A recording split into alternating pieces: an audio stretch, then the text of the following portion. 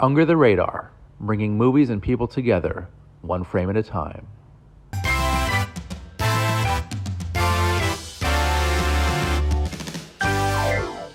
Hey guys, I'm Randy Younger, and it's a very special edition of Under the Radar, bringing movies and people together one frame at a time. And with me right now, I have the wonderful talent from the new drama, Asleep in My Palm. We have filmmaker Henry Nelson. Hey, Henry. Hey, And Chloë Kerwin, star of the film. Welcome, guys. Hi, thank you. Great, great. So thank you so much for taking the time today. First off, Henry, what was it like directing your first feature?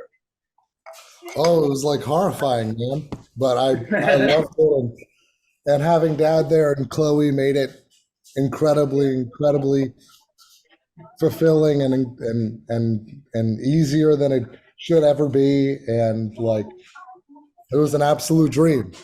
Loved it. Great. And You did a Chloe really is great one of your job.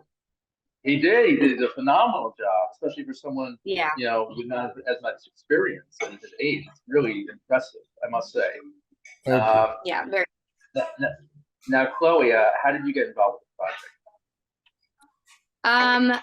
Well, I got an audition through my manager, an agent, um, and the casting director, A.B. Kaufman and Leva Zakharov were involved, and so I auditioned, and then I had a call back with Tim and Henry like a few weeks later, and then I think that night, I got the call, and they're like, "We want you." It's my first movie, so I was like, I was on my way to work, and I screamed on the street, and somehow I managed to do a shift without, wanting to leave. So your first big break, what job did you leave to do this now? I'm just curious. I worked at this restaurant called Ruby's in Soho. Oh, cool. Oh, you're in the Yeah. city. I'm in Midtown, Okay. actually. Oh, nice.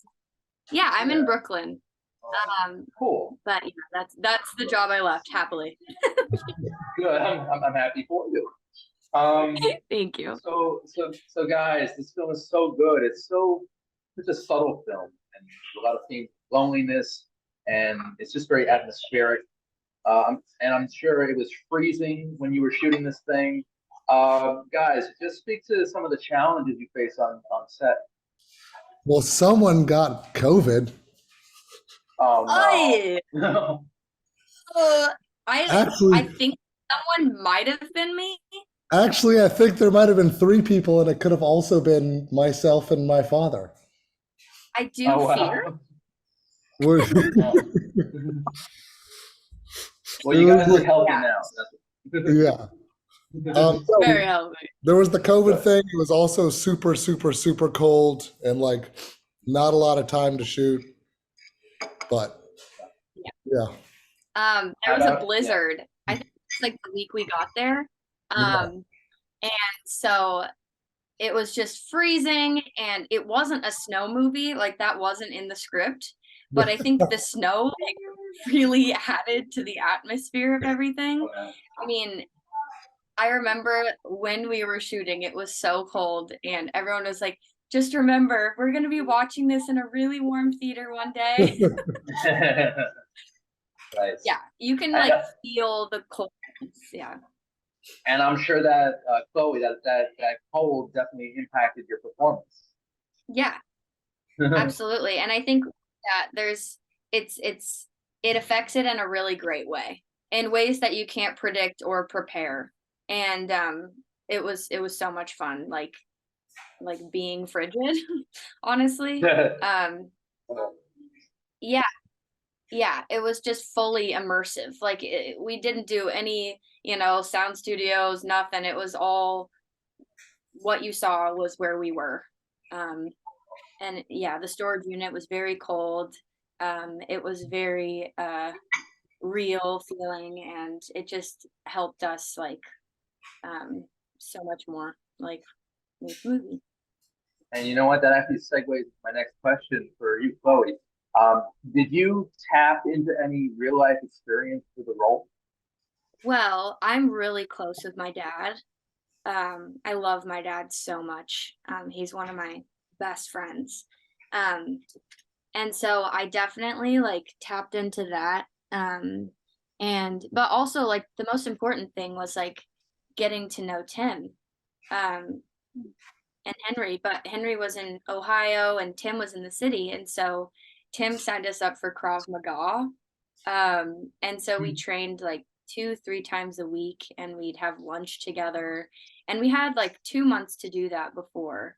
And so that was like a luxury, really. And we just like grew to love each other. And it was a really just great learning experience, like just getting to know someone so well, and Tim being someone I look up to so much, and to get to work so closely with was just such a gift.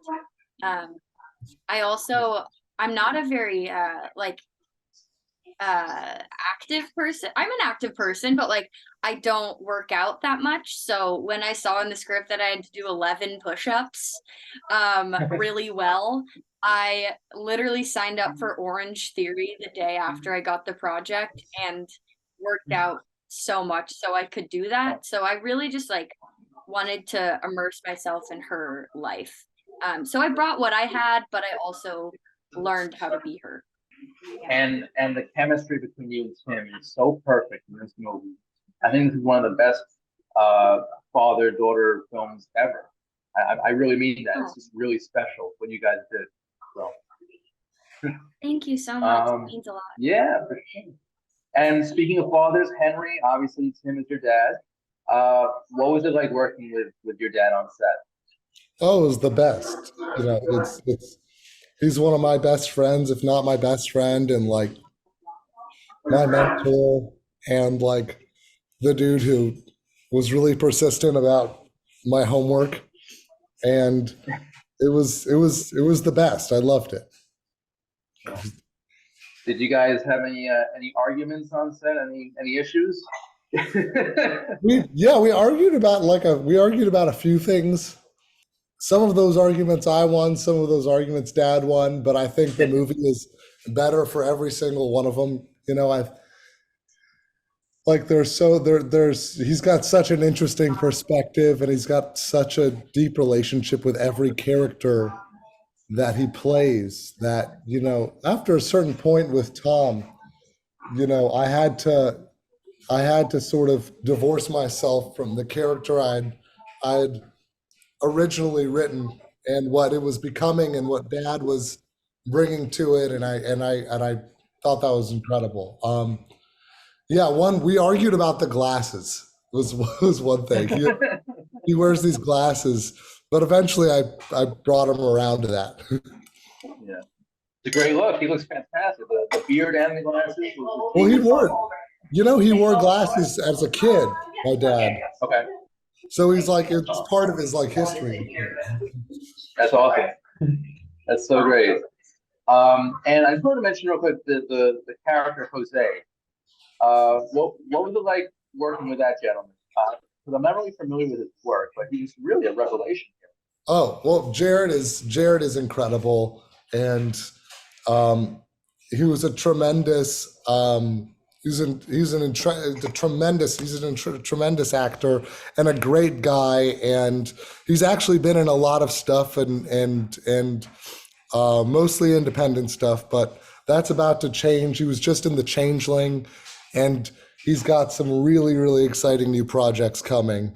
And he's an incredibly devoted, incredibly gifted actor who asks a lot of questions. And I loved.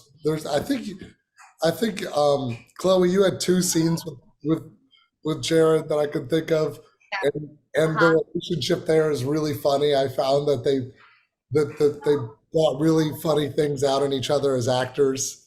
I love Jared. He's so fun to work with. He's very punchy, and I think he was a boxer, right? So he has that like punchiness that a boxer has, and it's so fun to work with him because he's so unlike other actors, because you really can't predict what he's gonna do, and I really like that. I really like it. Yeah, sounds like a really playful set. That's awesome. Yeah, very playful. Now this question for both of you. How important is collaboration to you guys on set? Chloe. Collaboration is everything. I feel like you can do as much prep as you want, you know, months, days, weeks leading up to the shoot. But then when you get to set, you kind of have to prepare to just drop it all if someone wants something different. And I think that is beautiful because you have what you bring, but then the newness of someone else's idea can completely change what you thought about your character in a great way or in a not so great way. But in this case, I felt like working with Henry and Tim was like the greatest collaboration I could have ever dreamed of. And they're just so brilliant. Yeah. How about you, Henry? Oh man, I think collaboration is an incredible thing, and likewise to Chloe and my dad, like it you know, working with them, like it made the movie just so much better, and the experience so much better, and it's simply not something I could have done without them. But I honestly, like, it makes your question made me think about films like what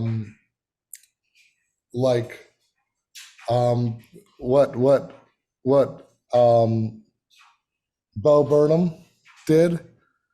Did you see his Netflix special that he did like all on his own? No, I didn't catch that.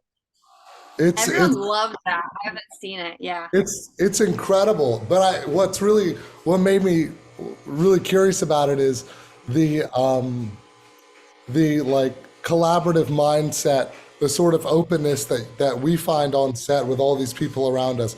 I wonder if you can keep those same antennas up when it's just on your own, and the unpredictabilities that come with being a one-man band. I wonder if those things still exist.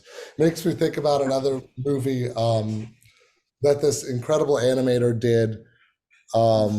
It's Such a Beautiful Day. Okay. It's one of my favorite films, and basically it's this this animated movie this guy basically did all by himself. He's one of the his name's Don Hertzfeld, and he's one of the great living artists, and I wonder like how one creates that same sort of like Goldilocks area of self-reflection and without other people around you to help enforce that. And it's interesting. That's a creative. Yeah, you can't stifle creativity because that's never a good thing.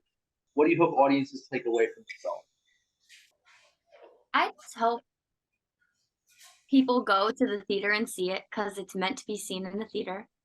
And it's such a I don't know.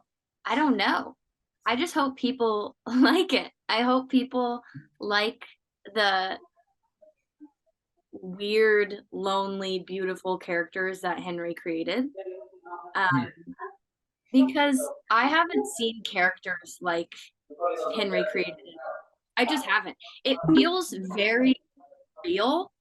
The movie feels really real, but it also almost feels surreal, like it's in its own world. And I think that's the beauty of the movie. I really love how it's real but surreal, just with all the weird characters that are based off like people that he's come across at Oberlin. And the music is beautiful. It's just like its own little island, and I really hope people just appreciate the beauty that it is. Yeah. Well, I certainly appreciate it. It's a beautiful film, and it's got a lot to say. Cool. Yeah, for sure. All right, guys. So last question. Are there any projects you're working on now? Any other things you're working on that you can discuss right now, Henry, Chloe? I've got a few things I'm cooking on. All right. Good. Looking forward to tasting that. Anything, Chloe, to mention now? Or? I have a feature film that I did with this great, also first-time director of a feature, named Clark Baker, and it's called Test Screening, and it's like an 80s sci-fi horror movie. Cool. And it's so great. I don't know. It's in like post right now. Okay. But I'm excited for that. Yeah. Cool. Very excited. Lots of good stuff on the horizon. I love it. Lots of good stuff. So, Henry, how can people see Asleep in My Palm? How can people experience this wonderful gem? Well, I think it's right now. It's out in LA and in New York, and I'm trying to think if there's. It's coming out. It's coming out in a bunch of other theaters in a bunch of other cities coming soon. So I guess just look it up on the internet, and if it's playing near you, go see it. And if it's not, then it'll come out VOD. And yeah, pretty soon. Cool. And I hope everyone gets to experience it, especially fathers and daughters. So, guys, Henry, Chloe, thank you so much for your time. Today. It's amazing. The movie's amazing, and I can't praise it enough. It's one of the first great films of this year, for sure. Thank you, man. Thank you. Yeah. All right, guys. Well, that about wraps it up. I'm Randy Younger. This has been Under the Radar, bringing movies and people together, one frame at a time. We'll see you next time. Take care.